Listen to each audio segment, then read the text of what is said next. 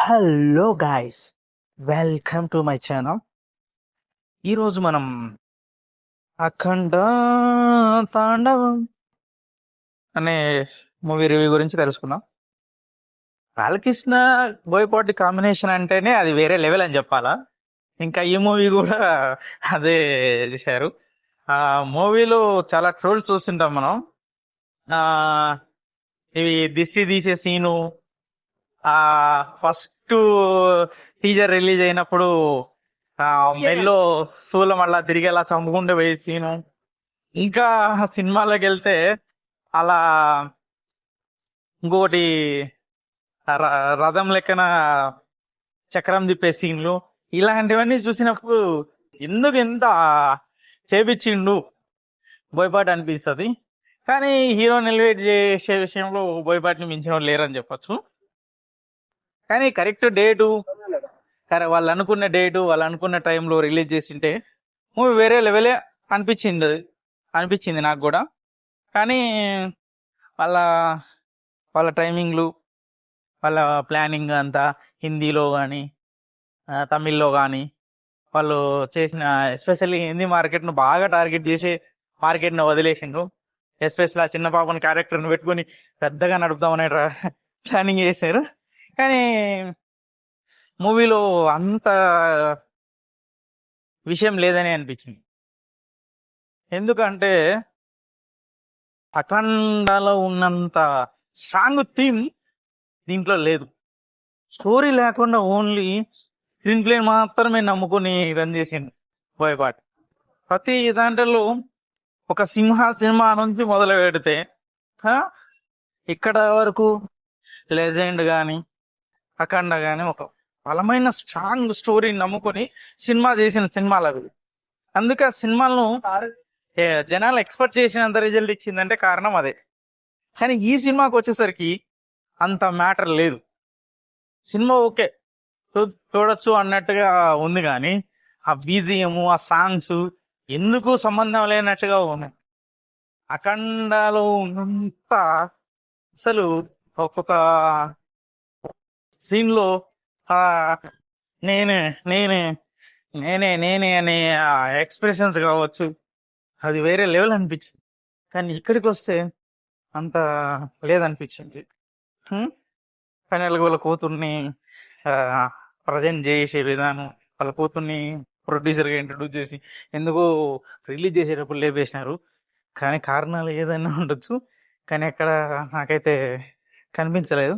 దీంట్లో అప్పుడే అర్థమైపోయింది వీళ్ళు తక్కువ బడ్జెట్ని పెట్టి ఎక్కువ చేస్తున్నారు, అది ముందే దెబ్బతింటదని తెలుసుకొని వీళ్ళు కూతుర్ని తీసుకోపోయిన నిజము.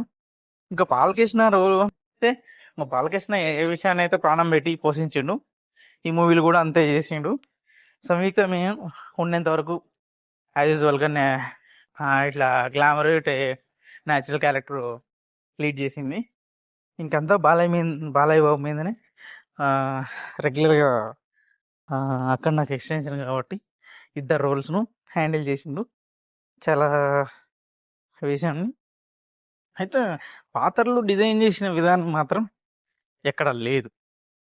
స్టార్టింగ్లో వాళ్ళ కూతురికి ఈ ఐక్యూ ఉండడం అని చెప్పడము, ఏదో పెద్ద ప్రాబ్లం వచ్చే ఒక్కడు మాత్రమే సాల్వ్ చేయొచ్చు బాలయ్యకి, ఇంకో బాలయ్యకి ఇచ్చిన ఎలివేషన్లు, అక్కడ పోయే సీను, డైరెక్టరు ఎంత తెలివిగా ఆలోచించిందంటే ఎవరు అంటే గీతా ఆర్ట్స్ బ్యానర్ అరవింద్ కానీ దిల్రాజు కానీ డైరెక్టర్కు ఒక పర్ఫెక్ట్ వ్యూ ఉంటే ఎంతగా మూవీ ఉంటుందనడానికి ఆ ఒక సీన్ అనిపించింది నాకు కూడా. ఆ సీన్లో ఒక ఫైట్ సీన్లో ఏం చేసిందంటే తమిళ ఇండస్ట్రీని అండ్ హిందీ, మలయాళం, తెలుగు అన్ని కవర్ చేసే ప్లానింగ్లో ఉన్నాడు. అందరు కలిసి ఒక డ్రగ్స్ పెట్రోల్ విషయంలో అలా అన్ని ఇండస్ట్రీని కలిపి ఒక సీన్లో చెప్పేయాలనుకున్నాడు. ఇక మాస్ నిజంగా ఆ విషయంలో ఒక సీన్కి బోయపాటికి అమ్మ ఇంత ఇంత నాలెడ్జ్, ఇంత గ్రిప్ ఎట్లా వచ్చింది అనిపించింది. ఎంతో మందికి తమిళ యాక్టర్లను, తమిళ్ వీళ్ళను వాళ్ళ బడ్జెట్కి ఇవన్నీ సరిపోవు, వాళ్ళని వీళ్ళని పెడితే కొంచెం ఖర్చు అవుతుంది. ఆ విషయంలో ఒక్క సీన్లో ఎంత చెప్పాలనుకున్నాడు, ఆ ఒక సీన్ను మనకు కొంచెం బాగా దీర్ఘంగా చూస్తే అరే సింపుల్గా చెప్పేసింది కదా, అన్ని ఇండస్ట్రీలు కలిపేసింది కదా అనిపించేది. ఇంకా ధనుష్ను కొంచెం వాడుకోవాలనిపించింది. ధనుష్ ఏందో అటు వచ్చి చనిపోతాడు అంతే. ఇంకా పోతే ఆ, బాలయ్యను బాగా ఎలివేట్ చేసే ప్రయత్నంలోనే చేసిండు కానీ స్టోరీ మీద కానీ ఏం చెప్పాలనుకున్నాడో కానీ అర్థం కాకుండా ఉంది.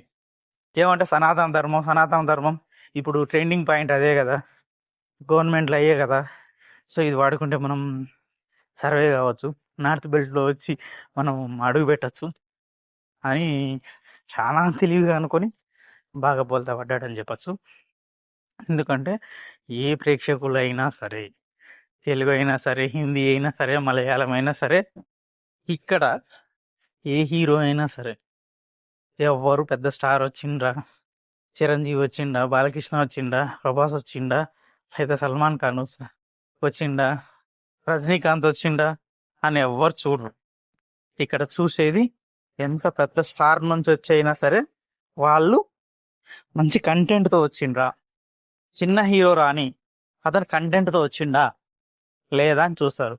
కానీ ఇక్కడ కంటెంట్ను తెలుగులో బాలయ్యకు ఎలివేషన్ సీన్లు ఉండి మేనేజ్ చేసినాడు అనేది ఓకే.